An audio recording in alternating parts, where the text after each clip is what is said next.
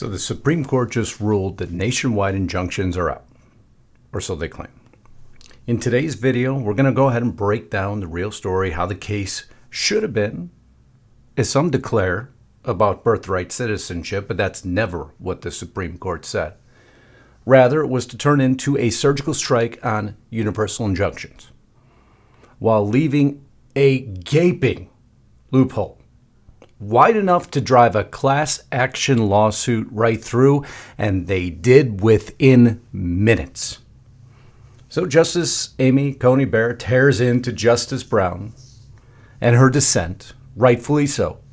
And let's just say it had nothing to do with the Constitution, or even reading the law, as Amy Coney Barrett so eloquently stated it.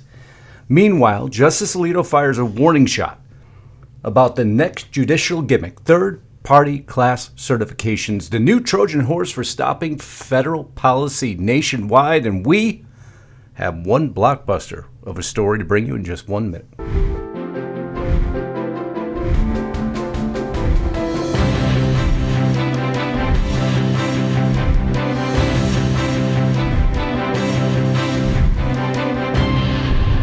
It all starts here, right? The Supreme Court, because of protecting the meaning and value of American citizenship coming off the presidential desk on January 20th of 2025, just ruled district judges can't block federal laws across the entire country anymore. Victory for judicial sanity, right? Wrong. Because just when you think they closed the front door on these injunctions, they left the back door propped wide open, complete with a flashing neon sign for activist attorneys. And we know we have plenty of those and judges throughout the great Republic of the United States of America. So what really happened here? We're going to break down how the court focused only on procedure, not the Constitution. And once again, Justice Alito saw what's coming next, put out his opinion, and it happened within minutes. So the whole case should have been about birthright citizenship, right? As per the presidential action. You know, the legal fiction that lets any child born on U.S. soil become a citizen even if their parents are here illegally. You know that little thing. President Trump tried to challenge that, cue the lawsuits. But the courts, instead of deciding whether that policy was constitutional, went straight for the procedural jugular. Can a district judge block a policy for the whole country or just for the parties in front of them? Translation: let's ignore the immigration bombshell and fight over court paperwork instead. This isn't justice. This is judicial tap dancing, a victory in some sorts, but not an overall one. So it started with this presidential action, which led to multiple lawsuits. Not one, not two, not three. Let's go to 4. Nationwide injunctions. Those in certain states deciding what all other states are going to do, overriding the president.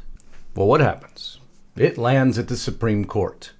Many not reading the documents. That's the problem with mainstream media. Just look at the headlines. Supreme Court rules on birthright citizenship. No, they didn't. How do we know that? Read the Supreme Court document. The same one I just showed you. What's it say clearly? Let's go full screen. The applications do not raise, and thus the court does not address, the question whether the executive order violates the Citizenship Clause or Nationality Act. Instead, the issue this court, the Supreme Court, decides is whether under the Judiciary Act of 1789, federal courts have equitable authority to issue universal injunctions. It's sometimes that easy. It's sometimes that black and white. But the mainstream media, why would they ever lead us in the right direction? But the issue before the justices in Trump versus CASA is not the lawfulness of Trump's executive order seeking then birthright citizenship for some people. Rather, they are weighing whether judges have the authority to issue nationwide or universal injunctions that have blocked Trump's orders from being implemented, of which the Supreme Court did make a ruling. Kind of. They forgot to rule on Part 3, and therein lies the problem. But that's why you're here, right? Plain, simple, black and white news. This issue confuses a lot of people, and that's perfectly okay. That's why we research day and night to just clarifies some of the details. If you appreciate what we're doing here, make sure you're subscribed to Lisa's channel. It appears they're cleaning house a bit, and we'd like to rebuild that subscriber count, so make sure your bell is checked to all. Make sure you're subscribed. Please double check for us. And she'll also put a link to my channel. Love you to go there.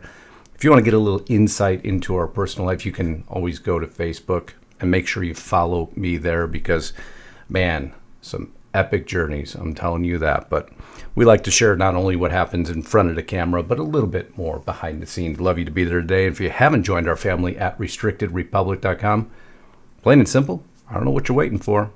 It's all the news you've been looking for in one place with no commercials and no interruptions. Again, only at restrictedrepublic.com. You love Lisa?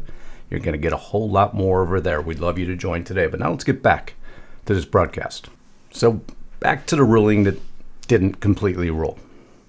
What did the Supreme Court do? They ruled that district courts can no longer issue universal injunctions.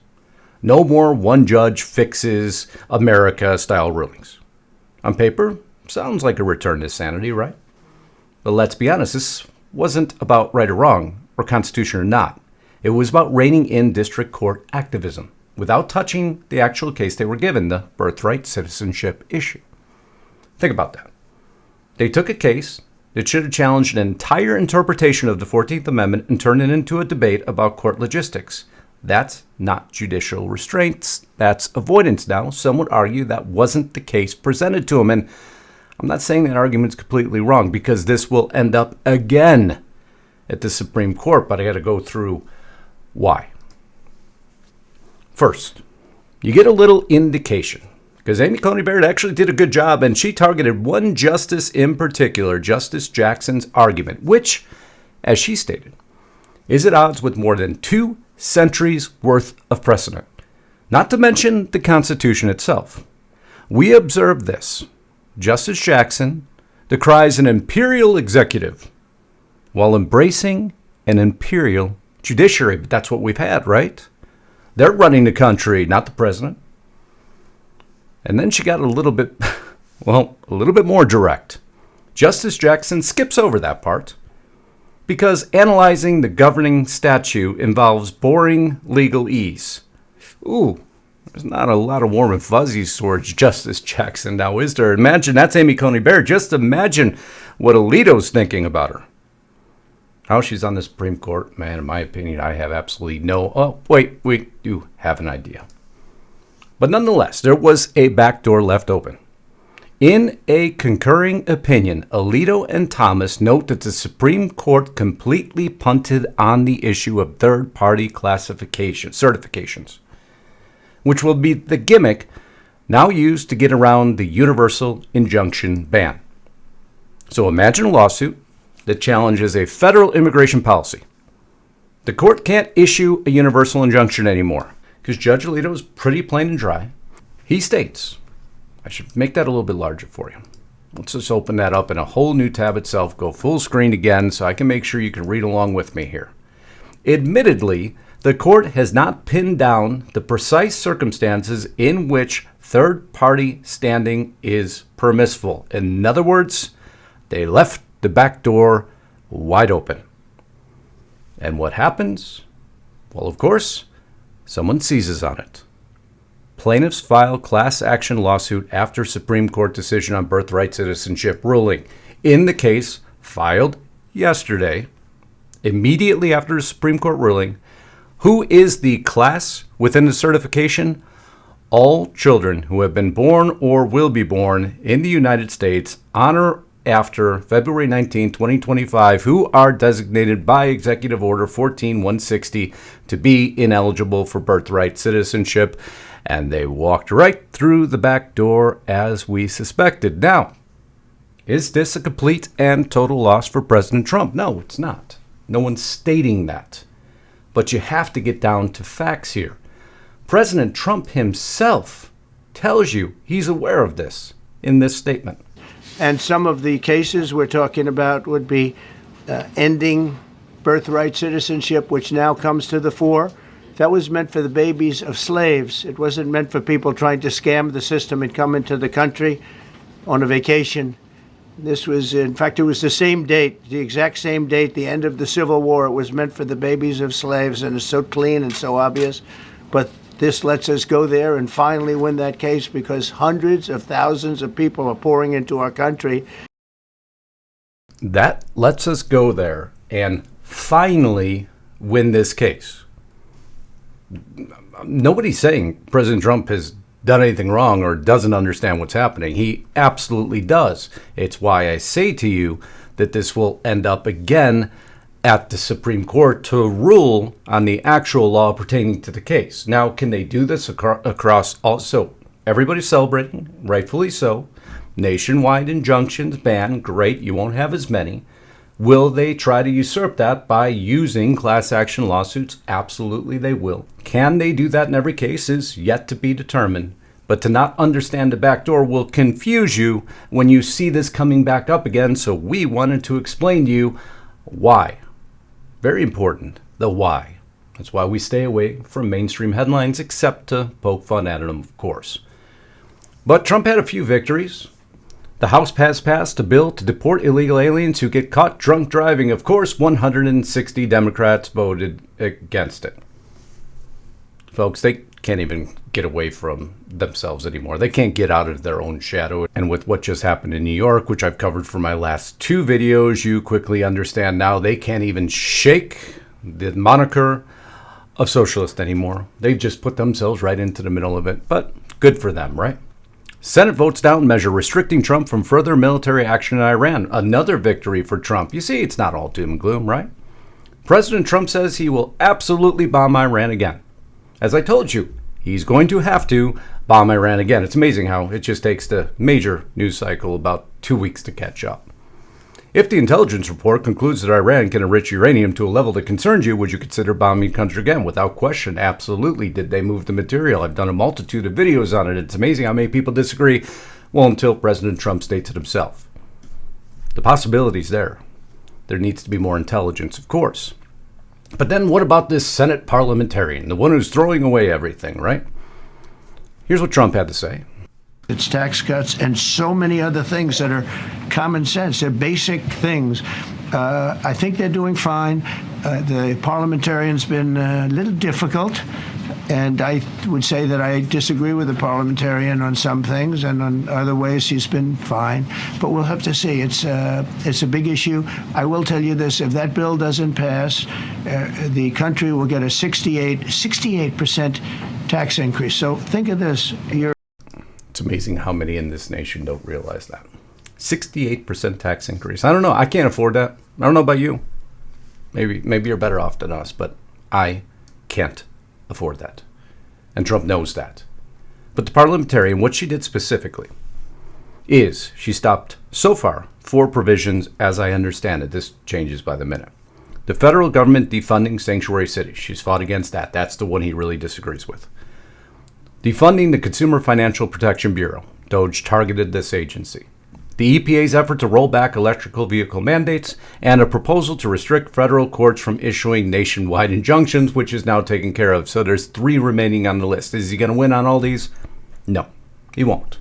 But there's always throwaways in any negotiation. You always put things you know are going to be thrown away because you can't win everything in a negotiation. There's always a little bit of blood on both sides. So again, people in some sense, always like 100% good news. And it's hard when you do this and you're fair and balanced to help people to understand why it's not always puppies and rainbows. No, you got to get to the reality, the heart of the matter. What the Supreme Court did is a little bit performed judicial theater, at least what I like to call it. They claimed they were restoring order to the judiciary, but they never ruled on the actual issues that brought the case to their doorstep. They didn't completely close the door, they left it open. So is it reform or is it illusion? What say you? I'd love to see it in the comments below. The war over the Constitution, it's not going to cool off anytime soon. In actuality, it's mutating. It's heating up, and it will continue to, because this case, like many others, will end up back at the Supreme Court. And it won't give us the results we want as quickly as we want them, but there is a process now, isn't there? And until someone closes the class action loophole, until we put term limits on so many in Congress, nothing will truly change. And that's the saddest part of this entire story. I'm tired of loopholes. I just want the great republic of the United States of America brought back to its original greatness. Is that too much to ask? I just want a simple rule of law and order. It's become so convoluted in judiciary procedure, it's difficult for most to even interpret.